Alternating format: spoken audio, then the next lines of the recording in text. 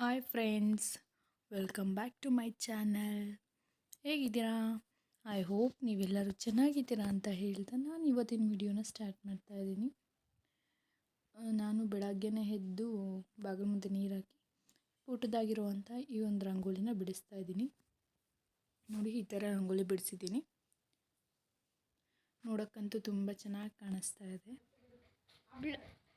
ಸರಿ, ಬಾಗಿಲಿಗೆ ನೀರು ಹಾಕಿದ ತಕ್ಷಣ ನನ್ನ ಚಿಕ್ಕ ಮಗ ನೆನ್ನೆ ಹೋಮ್ವರ್ಕ್ ಬರೆದಿರಲಿಲ್ಲ. ನೆನ್ನೆ ಸಾಯಂಕಾಲ ಬಂದಿದ್ದ ತಕ್ಷಣ ಹೋಮ್ವರ್ಕ್ ಬರೆದಿರಲಿಲ್ಲ.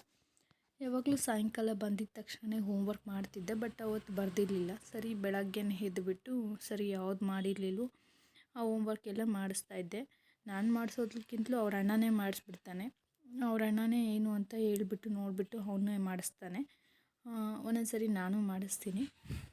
ಯಾಕಂದರೆ ಇಬ್ಬರು ಒಂದೊಂದು ಸರಿ ಜಗಳ ಮಾಡ್ಕೊಂಡು ಕೂತ್ಕೋತಾರೆ. ಇದಲ್ಲ, ಆ ಥರ ಅಲ್ಲ, ಈ ಥರ ಅಲ್ಲ ಅಂತೇಳ್ಬಿಟ್ಟು.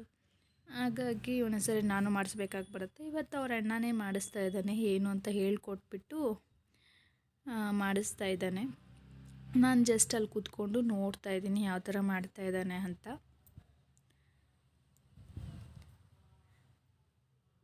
ಬೆಳಗ್ಗೆನೇ ಹೋಮ್ವರ್ಕ್ ಮಾಡಿಸಿಲ್ಲ ಅಂತಂದರೆ ನೆಕ್ಸ್ಟ್ ಅವ್ನು ಹೋಗೋವಾಗ ಗಲಾಟೆ ಮಾಡ್ತಾನೆ, ಹೋಮ್ವರ್ಕ್ ಮಾಡಿಲ್ಲ ಅಂತ. ಸರಿ ಅಂತ ಎಷ್ಟೊತ್ತು ಒಂದು ಸ್ವಲ್ಪ ಹೊತ್ತು ಹೋಮ್ವರ್ಕ್ ಮಾಡಿಸ್ಬಿಡೋಣ, ಹೋಮ್ವರ್ಕ್ ಮಾಡಿಸ್ಬಿಟ್ಟು ಆಮೇಲೆ ಕೆಲಸಗಳು ಮಾಡ್ಕೊಳ್ಳೋಣ ಅಂತ ಹೇಳ್ಬಿಟ್ಟು ಹೋಮ್ವರ್ಕ್ ಮಾಡಿಸ್ತಾ ಇದ್ದೀನಿ.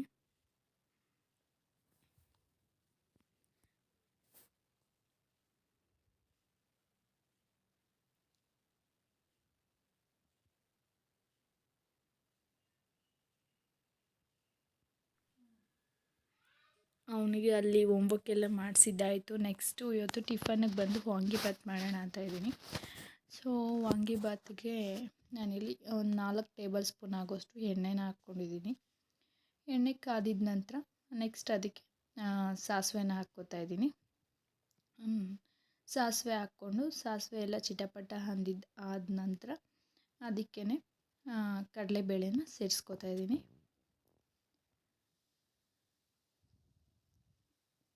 ನೋಡಿ, ಕಡಲೆಬೇಳೆನ ಸೇರಿಸ್ಕೋತಾ ಇದ್ದೀನಿ.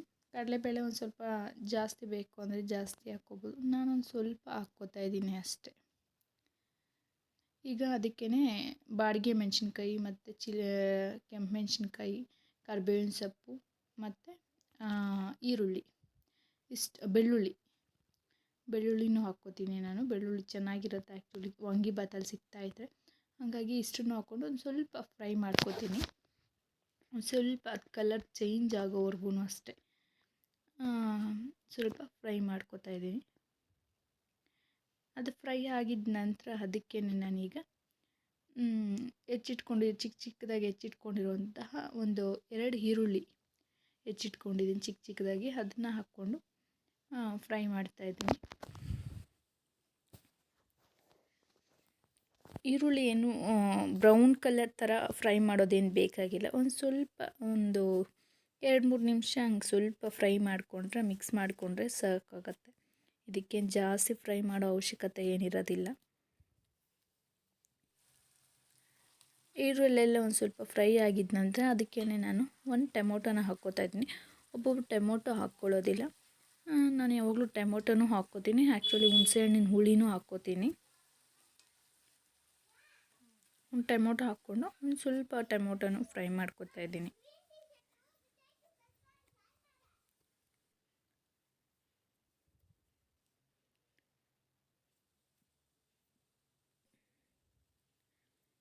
ಟೊಮೊಟೊ ಎಲ್ಲ ಒಂದು ಸ್ವಲ್ಪ ಫ್ರೈ ಆಯಿತು ಅಂದಾಗ ಈಗ ನಾನು ಚಿಕ್ಕದಾಗಿ ಹಚ್ಚಿಟ್ಕೊಂಡಿರೋಂಥ ಉದ್ದ ಬದನೆಕಾಯಿ, ಏನು ವಾಂಗಿಬಾತ್ ಬದನೆಕಾಯಿ ಬರುತ್ತೆ, ಅದನ್ನು ಆ್ಯಡ್ ಮಾಡ್ಕೊತಾ ಇದ್ದೀನಿ.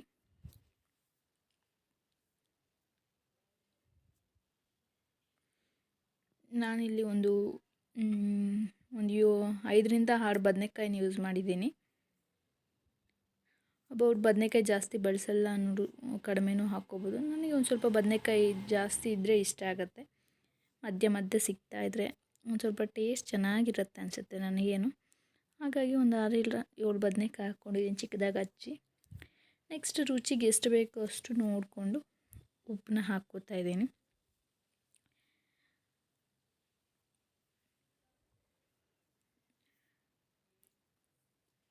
ಹಾಗೆಯೇ ಅರಿಶಿನ ಪುಡಿನೂ ಒಂದು ಸ್ವಲ್ಪ ಹಾಕ್ಕೋತೀನಿ.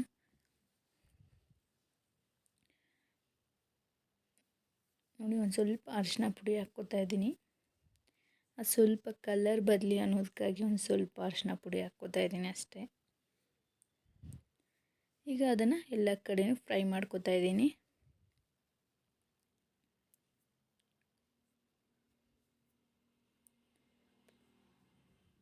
ನೋಡಿ ನೀಟಾಗಿ ಎಲ್ಲ ಕಡೆಯೂ ಫ್ರೈ ಮಾಡ್ಕೋತಾ ಇದ್ದೀನಿ. ಅದೊಂದು ಸ್ವಲ್ಪ ಬೇಯಲಿ, ಹಾಗಾಗಿ ಪ್ಲೇಟ್ ಮುಚ್ಚಿಬಿಟ್ಟು ಒಂದು ಸ್ವಲ್ಪ ಹೊತ್ತು ಬೇಯಲಿಕ್ಕೆ ಬಿಟ್ಟಿದ್ದೀನಿ. ಮೀಡಿಯಮ್ ಫ್ಲೇಮ್ ಇಕ್ಕಿ, ಹೈ ಫ್ಲೇಮ್ ಇಕ್ಕಿದ್ರೆ ಒಂದು ಸ್ವಲ್ಪ ತಳ ಹಿಡಿದ್ಬಿಡುತ್ತೆ, ಸೀದೋಗ್ಬಿಡುತ್ತೆ. ಹಾಗಾಗಿ ಮೀಡಿಯಮ್ ಫ್ಲೇಮ್ ಇಟ್ಟು ಒಂದು ಸ್ವಲ್ಪ ಹೊತ್ತು ಮುಚ್ಚಿಟ್ಟು ಬೇಯಿಸಿ ಇವಾಗ ನೋಡ್ತಾ ಇದ್ದೀನಿ ಎಷ್ಟು ಬೆಂದಿದೆ ಅಂತ. ನೋಡಿ ಒಂದು 50% ಕುಕ್ ಆಗಿದೆ.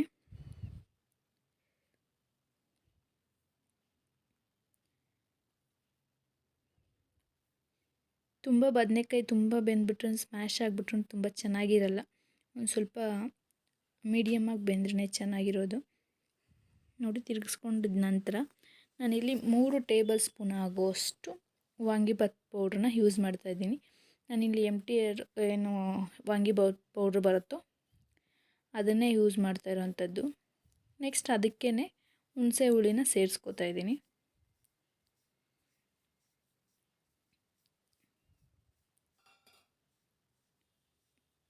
ನೋಡಿ ಹುಣಸೆ ಹುಳಿನ ಸೇರಿಸ್ಕೊಂಡು ನಾನು ನೀಟಾಗಿ ಎಲ್ಲ ಕಡೆಯೂ ಮಿಕ್ಸ್ ಮಾಡ್ಕೋತಾ ಇದ್ದೀನಿ. ಪೌಡ್ರು ಸಾಕಾಗತ್ತೆ. ನಾನು ಈ ಕ್ವಾಂಟಿಟಿಗೆ ಎಷ್ಟು ಬೇಕೋ ಅಷ್ಟು ಪೌಡ್ರು ಸಾಕಾಗಿದೆ. ನಾನೀಗ ಇದಕ್ಕೇ ಒಂದು ಸ್ವಲ್ಪ ನೀರು ಹಾಕ್ಕೋತೀನಿ. ನೀರು ಹಾಕ್ಕೊಂಡು ಒಂದು ಸ್ವಲ್ಪ ಅದು ಬೇಯಲಿಕ್ಕೆ ಬಿಡ್ತೀನಿ. ಯಾಕಂತಂದರೆ ಇನ್ನೂ ಒಂದು 50% ಬೇಯಬೇಕು. ಹಂಗಾಗಿ ಮಸಾಲೆ ಹಾಕಿದ್ಮೇಲೆ ನೀರು ಹಾಕಿಲ್ಲ ಅಂದರೆ ಒಂಥರ ತಳ ಹಿಡಿದ್ಬಿಡುತ್ತೆ ಬೇಗ ಹಂಗೆ ಬೇಯಲಿಕ್ಕಿಟ್ರೆ. ಹಾಗಾಗಿ ನಾನು ಸ್ವಲ್ಪ ನೀರು ಹಾಕ್ಬಿಟ್ಟು ಬೇಯಲಿಕ್ಕಿಡ್ತೀನಿ. ವಾಂಗಿಭಾತ್ ಅಂತೂ ತುಂಬ ಚೆನ್ನಾಗಿ ಬಂದಿತ್ತು. ಟೇಸ್ಟು ಅಷ್ಟೇ ತುಂಬ ಚೆನ್ನಾಗಿತ್ತು. ನೋಡಿ ನೀರು ಹಾಕ್ಕೊಂಡು ಒಂದು ಸ್ವಲ್ಪ ಪ್ಲೇಟ್ ಮುಚ್ಚಿಟ್ಟು ಬೇಯಿಸ್ತೀನಿ. ಯಾವತ್ತೂ ಅಷ್ಟೇ ವಾಂಗಿಭಾತ್ಗೆ ತುಂಬ ನುಣ್ಣುಗಳು ಬೇಯಿಸ್ಕೊಳಕ್ಕೆ ಹೋಗಬಾರ್ದು. ಮೀಡಿಯಮ್ಮಾಗಿ ಒಂದು ಸ್ವಲ್ಪ ಬೇಯಿಸ್ಕೊಂಡ್ರೆ ಸಾಕಾಗುತ್ತೆ. ನೋಡಿ ಯಾವ ರೀತಿ ಎಣ್ಣೆ ಎಲ್ಲ ಮೇಲೆಲ್ಲ ಬಿಟ್ಕೊಂಡಿದೆ ಅಂತ. ಈಗ ಇದು ರೆಡಿ ಆಗಿದೆ. ನೋಡೋಕ್ಕಂತೂ ತುಂಬ ಕಲರ್ಫುಲ್ಲಾಗಿತ್ತು. ಹಾಗೆಯೇ ಟೇಸ್ಟ್ ಕೂಡ ಅಷ್ಟೇ ತುಂಬಾ ಚೆನ್ನಾಗಿತ್ತು ಅಂತಲೇ ಹೇಳ್ಬೋದು. ನಾನಿವತ್ತೊಂದು ಸ್ವಲ್ಪ ಜಾಸ್ತಿ ಕ್ವಾಂಟಿಟಿಯಲ್ಲೇ ಮಾಡ್ಕೊಂಡಿದ್ದೀನಿ ವಾಂಗಿಭಾತ್ ಗೊಜ್ಜನ್ನ. ಯಾಕಂದರೆ ಗೊಜ್ಜಿದ್ರೆ ಸಾಂಬಾರು ಇಲ್ಲದೆ ಇರೋ ಟೈಮಲ್ಲಿ ಒಂದ್ಸರಿ ಅನ್ನ ಮಾಡಿಕೊಂಡು ಮಿಕ್ಸ್ ಮಾಡ್ಕೊಂಡು ತಿಂದುಬಿಡ್ಬೋದು. ಹಾಗಾಗಿ ಒಂದು ಸ್ವಲ್ಪ ಈ ಪುಳಿಯೋಗರೆ ಗೊಜ್ಜು, ಚಿತ್ರಾನ್ನ ಗೊಜ್ಜು ಆ ಥರದ್ದೆಲ್ಲ ಒಂದು ಸ್ವಲ್ಪ ಕ್ವಾಂಟಿಟಿ ನಾನು ಜಾಸ್ತಿನೇ ಮಾಡಿ ಇಟ್ಕೊಂಡಿರ್ತೀನಿ ಅಂತ ಹೇಳ್ಬೋದು. ನೋಡಿ ಹೀಗೆ ಇದಾಗಿದೆ. ಗ್ಯಾಸ್ ಆಫ್ ಮಾಡಿಬಿಡ್ತೀನಿ. ನೋಡೋಕ್ಕಂತೂ ತುಂಬ ಕಲರ್ಫುಲ್ಲಾಗಿದೆ.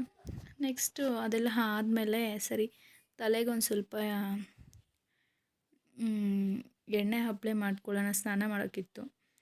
ಎಣ್ಣೆ ಹಪ್ಪಳೆ ಮಾಡ್ಕೊಳ್ಳೋಣ ಅಂತೇಳ್ಬಿಟ್ಟು ಎಣ್ಣೆನ ಅಪ್ಲೈ ಮಾಡ್ಕೋತಾ ಇದ್ದೀನಿ.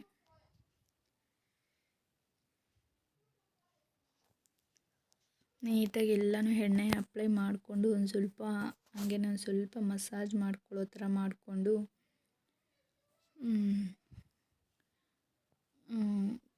ಮಾಡ್ಕೋತಾ ಇದ್ದೀನಿ. ಮತ್ತು ಅವತ್ತೇನು ವಿಡಿಯೋ ಕಂಟಿನ್ಯೂ ಮಾಡಲಿಕ್ಕೆ ಹೋಗಲಿಲ್ಲ. ಇದು ನೆಕ್ಸ್ಟ್ ಡೇ ದೋಸೆ ಮತ್ತು ಚಟ್ನಿ ಮಾಡ್ತಾಯಿದ್ದೀನಿ ಟಿಫನ್ ಬಾಕ್ಸಿಗೆ ತಿನ್ನೋಕ್ಕೆಲ್ಲ ನೆಕ್ಸ್ಟ್ ಡೇಗೆ. ಹಂಗಾಗಿ ಸರಿ ಅಂತ ಮಕ್ಕಳಿಗೂ ಟೈಮ್ ಆಗಿತ್ತು. ಅವರು ರೆಡಿ ಆಗ್ತಾಯಿದ್ರು. ಸರಿ ನಾನು ಅವ್ರಿಗೆ ಹಾಕ್ಕೊಟ್ಬಿಡೋಣ ದೋಸೆ ಅಂತ ಹೇಳ್ಬಿಟ್ಟು ಇಲ್ಲಿ ದೋಸೆ ಮತ್ತು ಚಟ್ನಿ ಮಾಡಿದ್ದೀನಿ ಅವತ್ತಿನ ತಿಂಡಿಗೆ.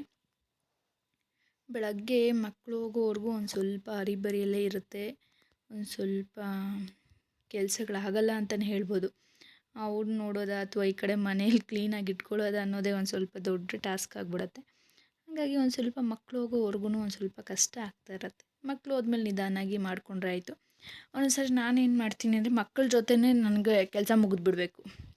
ಆಮೇಲೆ ಒಂದು ಸ್ವಲ್ಪ ರೆಸ್ಟ್ ಮಾಡ್ಬೋದಲ್ಲ. ಹಾಗಾಗಿ ಮಕ್ಕಳಿರೋವಾಗಲೇ ಒಂದು ಸ್ವಲ್ಪ ಹಾಗಾಗಿ ಕೆಲಸಗಳೆಲ್ಲ ಮುಗಿಸ್ಕೋತೀನಿ. ಈ ಕಸ ಹೊಡಿಯೋದಾಗಿರ್ಬೋದು, ಪಾತ್ರೆ ಆವಾಗಲೇ ತೊಳೆದು ಬಿಡೋ ಅಂಥದ್ದು ಅದೆಲ್ಲ ಆವಾಗಲೇ ಮುಗಿಸ್ಕೊಂಬಿಟ್ರೆ ಆಮೇಲೆ ಸ್ವಲ್ಪ ರೆಸ್ಟ್ ಮಾಡ್ಬೋದಲ್ಲ ಅಂತೇಳ್ಬಿಟ್ಟು ಒಂದೊಂದ್ಸರಿ ಹಾಗೂ ಮಾಡ್ತೀನಿ. ಒಂದೊಂದ್ಸರಿ ಏನೂ ಕೆಲಸ ಮಾಡಲ್ಲ, ಹಂಗೆ ಇಟ್ಟಿರ್ತೀನಿ. ನೆಕ್ಸ್ಟ್ ಮಕ್ಕಳು ಹೋದ್ಮೇಲೆ ಎಲ್ಲ ಮಾಡ್ಕೋಬೇಕಾಗತ್ತೆ. ಆ ಥರನೂ ಮಾಡ್ಕೋತಾ ಇರ್ತೀನಿ.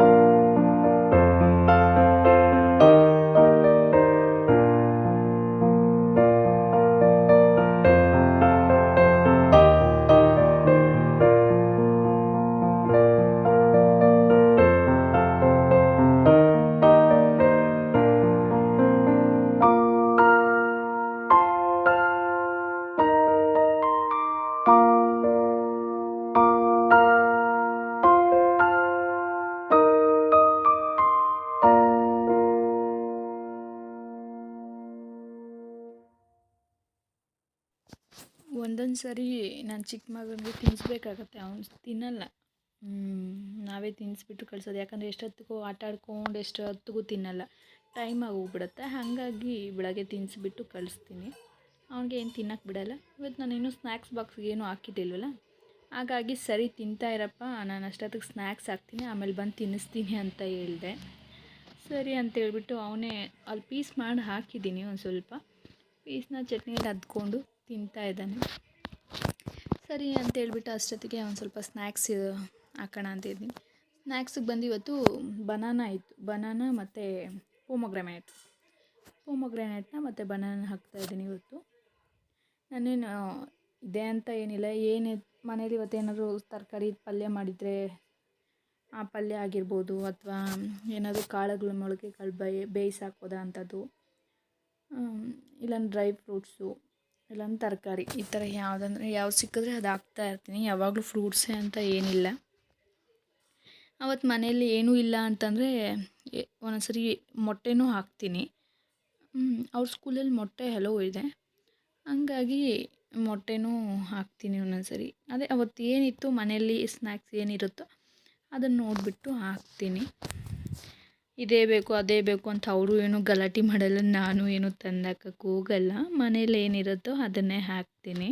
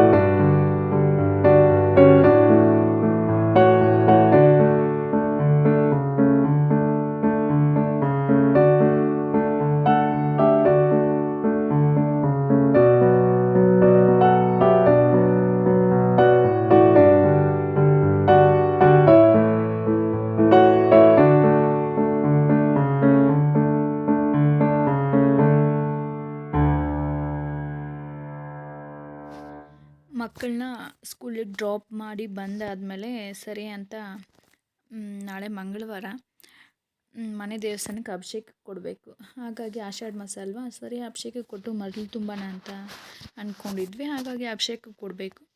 ಸರಿ ಆಯಿತು ಅಂತ ಹೇಳ್ಬಿಟ್ಟು ಸ್ವಲ್ಪ ಬೆಡ್ಶೀಟೆಲ್ಲ ಚೇಂಜ್ ಮಾಡೋಣ, ಬೆಡ್ಶೀಟೆಲ್ಲ ಒಗೆಯೋದಕ್ಕೆ ಹಾಕೋಣ ಅಂತ ಹೇಳ್ಬಿಟ್ಟು ಒಗಿಲಿಕ್ಕೆ ಹಾಕ್ತಾಯಿದ್ದೀನಿ. ಹಾಗೆ ಸ್ವಲ್ಪ ಮನೆಯೂ ಕೂಡಿಸಿ ಒಂದು ಸ್ವಲ್ಪ ಒರೆಸಿ ಕ್ಲೀನ್ ಮಾಡ್ಕೊಳ್ಳೋದಿದ್ದೇ ಇರುತ್ತಲ್ವ.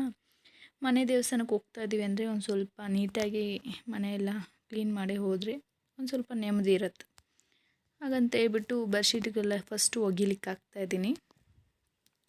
ಬೆಡ್ಶೀಟ್ಗಳೆಲ್ಲ ಒಗಿಲಿಕ್ಕೆ ಹಾಕಿದ ನಂತರ ನೆಕ್ಸ್ಟು ಇರೋ ಕೆಲಸಗಳೆಲ್ಲ ಮಾಡ್ಕೋತೀನಿ.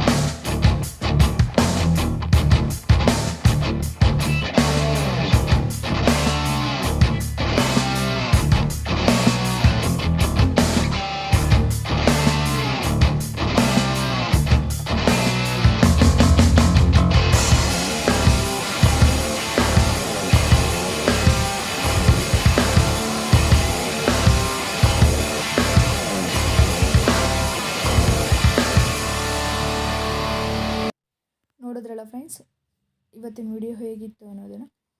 ಹಾಗೆ ಯಾರೆಲ್ಲ ವಿಡಿಯೋ ನೋಡ್ತಾರೆ ಪ್ಲೀಸ್ ಸಬ್ಸ್ಕ್ರೈಬ್ ಮಾಡ್ಕೊಂಡು ನೋಡಿ. ಹಾಗೆ ವಿಡಿಯೋ ಇಷ್ಟ ಆದರೆ ಒಂದು ಲೈಕ್ನ ಮಾಡಿ. ಹಾಗೆ ವಿಡಿಯೋ ಬಗ್ಗೆ ನಿಮ್ಮ ಮಾನಸಿಕ ಅಭಿಪ್ರಾಯನ ಕಮೆಂಟ್ ಬಾಕ್ಸಲ್ಲಿ ಕಮೆಂಟ್ ಮಾಡಿ ತಿಳಿಸಿ. ನಮಸ್ತೆ.